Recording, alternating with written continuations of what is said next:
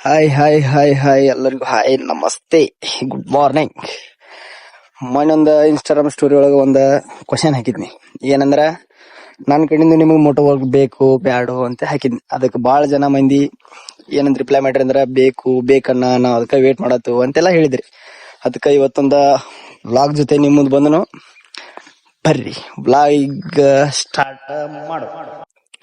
First ಈ vlog start ಮಾಡೋಕ್ಕಿಂತ ಮೊದಲು ಹೇಳ್ಬೇಕಂದ್ರ, ನಾ ಏನ್ ಯಾವಾಗ ವ್ಲಾಗ್ ಮಾಡಿದವಲ್ಲ, ಬರೀ ಎಡಿಟ್ ಮಾಡ್ಕೊಂತ ಗಾಡಿದ ಕ್ಲಿಪ್ ತಗೊಂಡ ಎಡಿಟ್ ಮಾಡ್ಕೊಂತ ಹೋದವ. ಫಸ್ಟ್ ಟೈಮ್ ನಾವು ವ್ಲಾಗ್ ಮಾಡೋದ, ನಿಮ್ಗೊಂದು ಹಾಕಿದ್ನಿಲ್ಲ ವ್ಲಾಗ್. ಮತ್ತಿನ್ನ ಮಾತಿಗೆ ತಪ್ಪಬಾರ್ದಂತೆ ವ್ಲಾಗ್ ಮಾಡೋದನು. ಏನ್ರ ತಪ್ಪಾದ್ರೆ ಕ್ಷಮಿಸ್ರಿ. ಸ್ಟಾರ್ಟ್ ಮಾಡೋಣ ಇನ್ನು ವ್ಲಾಗ್.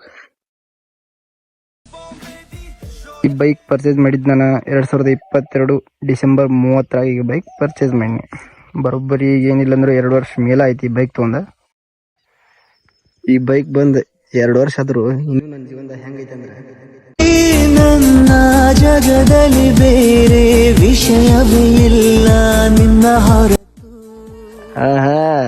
ಸಾಕ್ ಇನ್ನು ಸಾಂಗ್ ಕೇಳಿದ್ದ ಬರ್ಲಾ ವ್ಲಾಗ್. ಮತ್ತೆ ಇನ್ನಟ್ ಮುಂದೆ ಏನು ನಂದ ಪರ್ಸನಲ್ ರಿವ್ಯೂ ಈ ಬೈಕ್ ಬಗ್ಗೆ 2 ವರ್ಷದ. ಏನಂದ್ರ,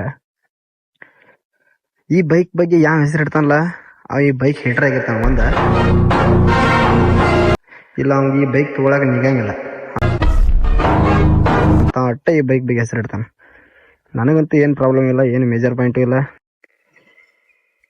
ಈ ಬೈಕ್ ಏನ್ರ ಪ್ರಾಬ್ಲಮ್ ಇತ್ತಂದ್ರ ಅಲ್ಲೋ ನೇಪಾಳದಾಗತ್ತು ಈ ಬೈಕ್ ಯಾಕೆ ಹೈಯೆಸ್ಟ್ ಸೆಲ್ ಆಕೈತೆ.